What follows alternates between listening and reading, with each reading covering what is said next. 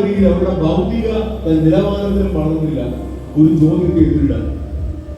എന്നാൽ ഇത്രയും നാളും ഈ പള്ളികളിൽ പങ്കെടുക്കുകയും പ്രാർത്ഥിക്കുകയും ചെയ്തത് മൂലം ആരുടെയെങ്കിലും ജീവിതം രൂപാന്തരപ്പെട്ടതിന്റെ കാഴ്ചകളും അവർ കണ്ടിട്ടില്ല. കോളേജുകളിലൊക്കെ ധ്യാനം നടക്കുകയാണെങ്കിൽ നമ്മുടെ കത്തോലിക്ക കുടുംബത്തിൽ ഒരുപാട് കുട്ടികൾ ഗ്രൂപ്പായിട്ട് വരുന്നു. ഞങ്ങൾ ധ്യാനത്തിൽ പങ്കെടുക്കുന്നില്ല. We are atheists. We don't believe in this religion. അതിമാരകമായ കാഴ്ചയാണ്. അതിൻ്റെ ഇടയ്ക്കാണ് നമ്മൾ കുറച്ച് പേര് സൂചിച്ച് പ്രാർത്ഥിച്ചു വളരെ ഹാപ്പിയാണ്. ഇല്ല, ഇവിടെ കുട്ടികൾക്ക് അറിയാം. അങ്ങനെയൊക്കെ നിങ്ങളുടെ കോളേജുകളൊക്കെ ഇല്ല അല്ലേ? അതൊക്കെ ഒരു ഫാഷനായി മാറി. സെലിബ്രിറ്റികൾക്കൊക്കെ ഒരു സന്തോഷമാണ് ദൈവമില്ല എന്നൊക്കെ പറയുന്നത്. കാരണം പിന്നൊന്നുമില്ലല്ലോ. എല്ലാവർക്കും അവരുടേതായ ഒരു സ്വാതന്ത്ര്യത്തിൻ്റെ എല്ലാ മാതൃത്വം വന്ന് കൂടിപ്പായി മനസ്സിലാക്കും. അത് ഇവിടെ നമ്മുടെ പരാജയമാണ്. നമ്മൾ ഇത്രയും നാള് ഇങ്ങനെയൊക്കെ പ്രാർത്ഥിച്ചു അല്ലേ? പിന്നെ നമ്മൾ പറയും നമ്മുടെ പെൺകുട്ടികളെ ആരാണ്ട് പ്രേമിച്ചുകൊണ്ട് പോയി വീട്ടുകാർ പറഞ്ഞിട്ട് കേട്ടു. ആരാണ് വീട്ടുകാർ പറഞ്ഞാൽ കേൾക്കുന്നത്? പക്ഷെ ഇത്രയും നാൾ നമ്മൾ വേദപാഠം പഠിച്ചത് എന്താണ്? വേദപാഠം പഠിച്ചപ്പോഴും ഏതാണ്ടൊക്കെ വേദത്തിൽ പഠിച്ചവനൊക്കെ വേദപാഠം പഠിച്ചു. നമ്മുടെ ഉള്ളിൽ ഒരാളുണ്ട് എന്നൊരു ബോധ്യത്തിലേക്ക്, ഉള്ളിലുള്ള ദൈവത്തിലേക്കുള്ള ബന്ധത്തിലേക്കുള്ള നമ്മൾ ആളുകൾ വളർന്നു. കുട്ടികളൊക്കെ നിർബന്ധം പിടിച്ച് ജപമാല ചൊല്ലിച്ച് ഈശോയെ നോക്കി പടത്തിൽ നോക്കി പ്രാർത്ഥിക്കും. പക്ഷെ നമ്മൾ ആരും അവരുടെ ഉള്ളിൽ ഈശോ ഉണ്ടെന്ന് അത്ര ആഴത്തിൽ പതിപ്പിക്കാൻ നമുക്ക് പറ്റി. നിങ്ങളുടെ മാത്രമല്ല, ഞങ്ങളുടെ അച്ഛന്മാരുടെയും കുടുംബത്തിലെ മാതാപിതാക്കളുടെ ഒക്കെ പ്രശ്നമാണ്.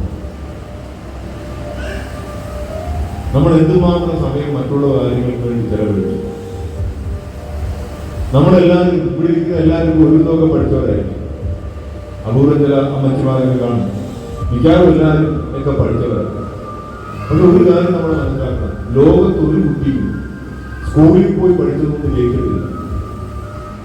ജയിച്ചത് സ്കൂളിൽ പോയി പഠിച്ചിട്ട് വീട്ടിൽ വന്നിരുന്ന് പഠിച്ചുകൊണ്ടല്ലേ. ഹോംവർക്ക് എന്ന് പറയില്ലേ, ഹോംവർക്ക് വീട്ടിൽ വന്ന് പിന്നെയും പുസ്തകം തുറന്ന് കാണാൻ പഠിച്ചുകൊണ്ടാണ്. ഇപ്പൊ ജോലിക്ക് പോകുന്നവർ ഇപ്പൊ വർക്ക് ഫ്രം ഹോമാണ്. പഠിക്കുമ്പോൾ ഹോംവർക്ക്, ജോലിയാണെങ്കിൽ തന്നെ വർക്ക് ഫ്രം ഹോം. അങ്ങനെ എല്ലാത്തിനും ഹോംവർക്ക് ഉണ്ട്, എല്ലാത്തിനും എക്സ്ട്രാ ടൈം ഉണ്ട്. പക്ഷെ പള്ളിക്കാർക്ക് മാത്രം ഹോംവർക്ക് ഇല്ലല്ലോ. ഈ പ്രസംഗം കേട്ടിട്ട് നിങ്ങൾക്ക് പിന്നെ ഹോംവർക്ക് പോലും നിങ്ങൾ സത്യത്തിൽ അച്ഛന് പണി കൊടുക്കുന്നില്ല. സ്കൂളിലാണെങ്കിൽ സാറ് നിങ്ങൾക്ക് പണി വീട്ടിൽ പോയിരുന്നു. പള്ളിയിലാണെങ്കിൽ നിങ്ങൾ അച്ഛന്മാർക്ക് പണി. സത്യത്തിൽ വലിയ കാര്യമുണ്ട്. സത്യം എന്തോട്ടല്ല, നിങ്ങൾ ഒരു മണ്ണാങ്കട്ടയും കഴിയാൻ പോകുന്നത്. ഈ പ്രസംഗം കഴിഞ്ഞിട്ടുണ്ടെങ്കിൽ പാവപ്പെട്ട അച്ഛൻ എൻ്റെ അടുത്ത് 2.5 മണിക്കൂർ അപ്പുറത്ത് ആലപ്പുഴ. ഞാൻ പറഞ്ഞ അച്ഛൻ ഇത്രയും ദൂരത്തുനിന്ന് ഞാൻ വരണം, എനിക്ക് ഇത്രയും വണ്ടി ഓടിച്ചും വന്നിട്ട് ചുടയാൻ പോകാൻ പറ്റില്ല. അച്ഛൻ പറഞ്ഞു, അച്ഛൻ ഇവിടെ അവിടുന്ന് നാട്ടിൽ വിളിക്കുക, അവരുടെ കാശൊക്കെ ഞാൻ കൊടുത്തോളാം. നിങ്ങൾ അച്ഛന് പണി കൊടുക്കുകയോ? അച്ഛന് പണി കൊടുക്കുകയോ ചോദിച്ചാൽ ഈ അച്ഛൻ ചെയ്ത പണിക്കനുസരിച്ച് അല്ലെങ്കിൽ കാണിച്ച ഇൻട്രസ്റ്റ് അനുസരിച്ച് നിങ്ങൾ ഈ പ്രസംഗങ്ങൾ നിങ്ങൾക്ക് വല്ല ഹോംവർക്കും ഉണ്ടാവും. ആലപ്പുഴയിൽ നിന്ന് അവിടെ ഇത്രയും ദൂരം യാത്ര ചെയ്ത് വന്ന് തിരിച്ചു പോകുന്ന എനിക്ക് നിങ്ങൾ നല്ല 8ന്റെ പണിയെ ചെയ്യുന്നത്. നിങ്ങൾ ഇതുപോലെ എത്ര അച്ഛന്മാർക്കാണ് ഈ പള്ളി വിളിച്ചിട്ട് പണി കൊടുത്തത്? ഞാൻ പറയുന്നതിന്റെ കാര്യം എന്താ, നിങ്ങൾ ഒരു പണിയെങ്കിലും ചെയ്തിട്ടുണ്ട്, ഏതെങ്കിലും വീട്ടിൽ തിരിച്ചു എത്തിട്ട് ഇതിനെ കുറിച്ച് സമയം ചെലവഴിച്ചു.